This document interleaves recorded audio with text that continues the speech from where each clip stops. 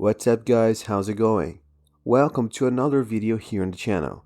Today things are going to be a little different.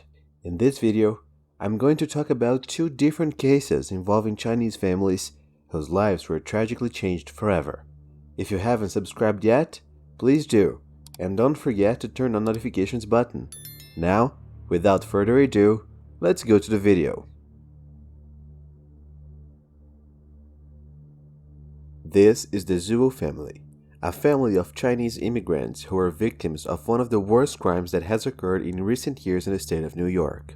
But before we get to them, and also that you have a better understanding of the case, I'll start by talking about one of the central figures in this story, a man named Ming Dongcheng. Ming Dongcheng was originally from Fujian, a province of nearly 39 million people located in southeastern China. In 2004, at the age of 16, he decided to immigrate to the United States. At that time, according to sources, he contracted a debt of $70,000 with a Chinese gang called Zhuo, Snakehead in English. This gang operates both in China and in some countries in America. One of its activities is to illegally transport Chinese people to the United States, and this was the reason for the debt that Ming Dong had with them. To pay off this debt, the young man had to work for a few years in several Chinese restaurants. In the year 2007, Ming Dong tried to get the green card, and for that he submitted false affidavits and also got the help of a fraudulent Chinese immigration agency that falsified documents for him. However, despite all this scheme, there were several years of evaluation until, at the end of June 2013, immigration discovered that everything was a lie and the green card was denied. Upon learning this, Ming Dong was afraid of being deported to his country of origin and claimed the immigration that he could not return to China as his life was at a great risk there. Along with these allegations came his request for asylum in the United States, but just like the green card, he was also denied asylum. With that, Ming Dong decided to get off the radar of the authorities, since being in the country illegally, he could be deported. Between 2007 and 2013, he had several jobs, all in the area of waiter and general helper in restaurants. Because he barely spoke English, and also because he was a difficult person to deal with, he was usually fired in the first few months of work. Most of the money he earned went to the gang that took him to the United States, and the rest he used to spend on drugs, gambling, and on betting websites. In his head, he believed that sooner or later he would hit the jackpot and get rich quick. However, he ended up losing all the little he had. Due to this financial instability, Ming Dong had no money left to pay for housing. He was practically homeless and moved frequently from shelter to shelter. On some occasions, he even spent time at the homes of acquaintances and relatives who, like him, also migrated from China to the United States. In this nomadic and unstable lifestyle, Ming Dong passed through several cities, such as Chicago, Miami, and New York. Later, as a last resort to try to get the US citizenship, Ming Dong entered into a sham marriage scheme. In this scheme, he met a woman who held US citizenship. It is not very clear if she was an American by birth or if she was a naturalized immigrant. Anyway, Ming Dong would marry this woman with the intention of obtaining citizenship. But of course, that wouldn't come for free.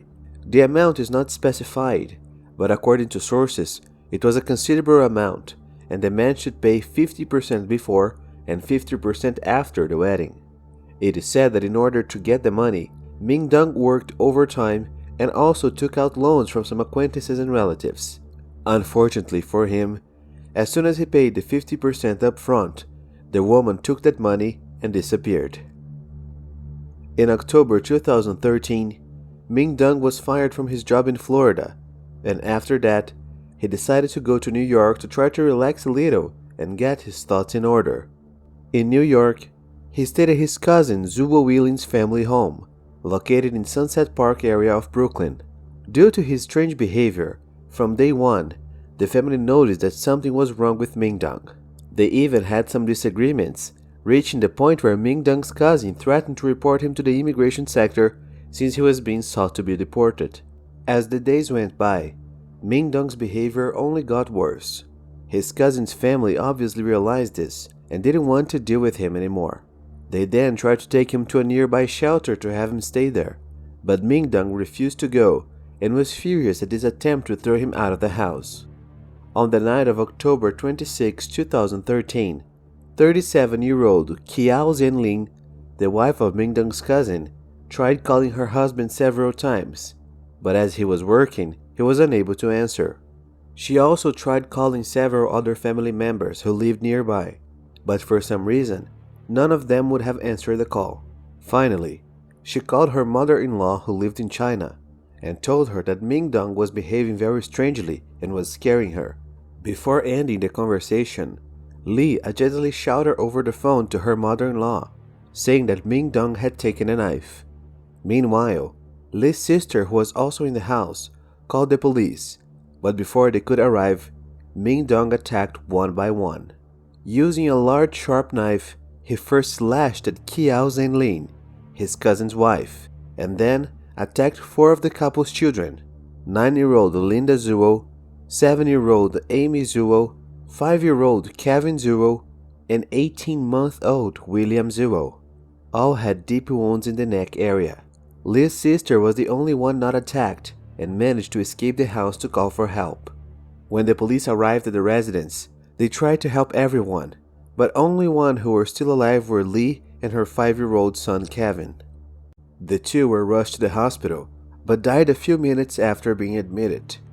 Ming Dong was located and arrested, still inside the house, and according to the New York police chief, it was necessary the help of a translator for them to understand what he was saying.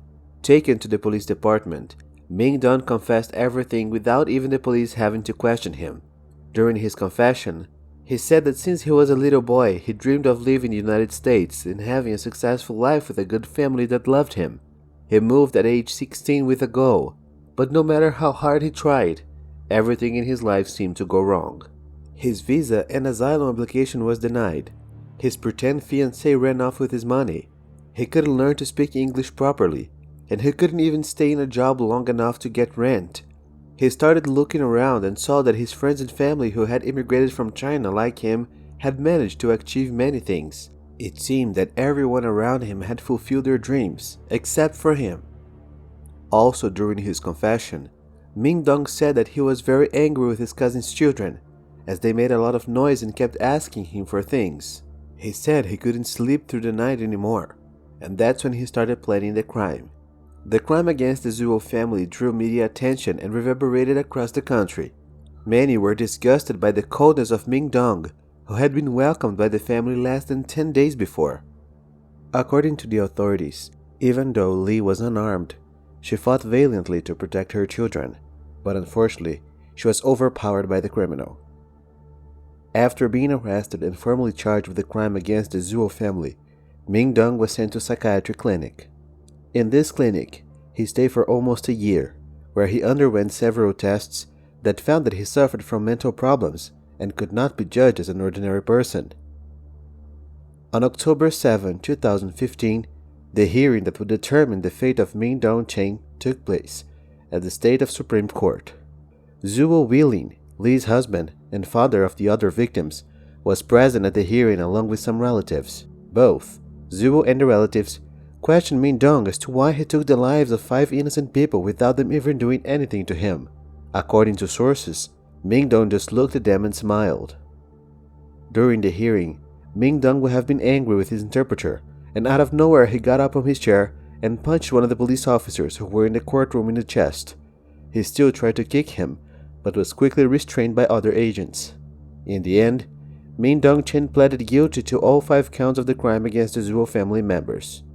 Before pronouncing the sentence, the judge in charge of the hearing would have been moved and said the following sentence: "You will never be free again. Die in your cell." Ming Dong Chen was sentenced to life in prison with the possibility of parole after serving 125 years of his sentence. He is currently in a psychiatric prison for inmates who have some type of mental disorder.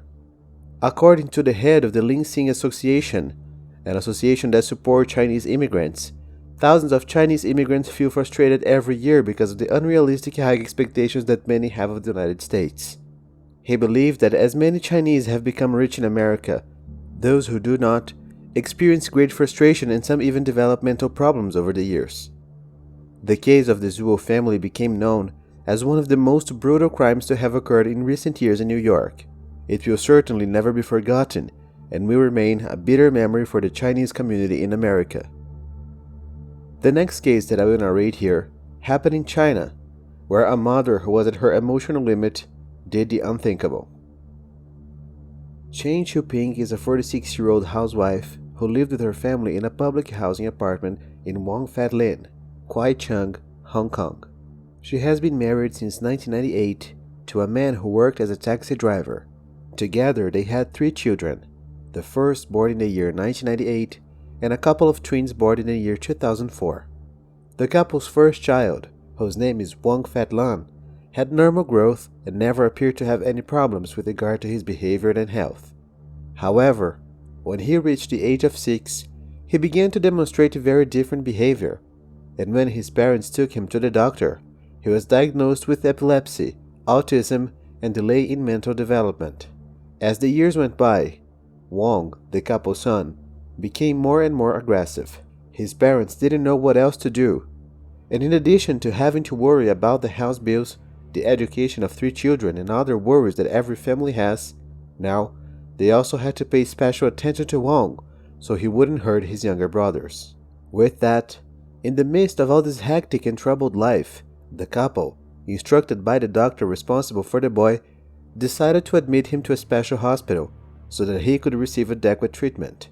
This would have occurred in the year 2009, and at the time the couple's son was 10 years old. During the next few years, the family led a normal life and used to pay regular visits to Wong. As the boy grew up, he was transferred to institutions that suited his needs. One such institution was the Tsui Tsing Tong School, which, in addition to offering him classes according to his intellect, also provided medical treatment and a dormitory where he spent the night. In August 2019, after turning 21, Wong had to return to his home to wait for a place in an institution to which he would be transferred. However, due to the global crisis of 2019, this vacancy took longer than usual to be released, and with that, Wong returned to live with his family. The latter days were very difficult to them, as they weren't used to dealing with Wong's needs. Everyone in the house worked, including the twins who were the youngest children of the couple, and because of that, Wong had to spend most of his time alone. This was very complicated, as Wong had special needs and needed help with practically every task, as he was unable to do almost anything on his own. Also, when he had his seizures, it was very difficult to get him to calm down. In the early morning between the 4th and 5th of September 2020, Wong began to have one of these crises. Chen got up quickly and began to medicate his son so that he would calm down as quickly as possible. This was around 1 a.m., and before Chen could give his son all of his medicine, he walked into the bathroom and refused to come out. Her husband and twin children were sleeping in their rooms and didn't get up to help her as they didn't hear anything. Around 3 a.m., at the height of her mental breakdown, Chen had a meltdown. The totally out-of-control woman grabbed a piece of the tablecloth and went towards her son Wong. Somehow, even though Wong was out of control, Chen managed to wrap the piece of towel around his neck and suffocated him for about 5 minutes, taking his life. As soon as she came to her senses and realized what she had just done, she fell into despair. In a state of confusion, guilt, and sadness, Chen decided to do the unthinkable. She took a bladed weapon and wounded her own wrists. Afterwards, she still took about 20 pills that belonged to her son and left a message for friends, family, and her husband, saying that she couldn't take everything she was going through anymore. About half an hour later, one of the twins got up and found Wong's body in the bathroom and his mother's on the bedroom floor. He immediately attended to his mother, who still had vital signs, and then called the rest of the family, who called paramedics and the police.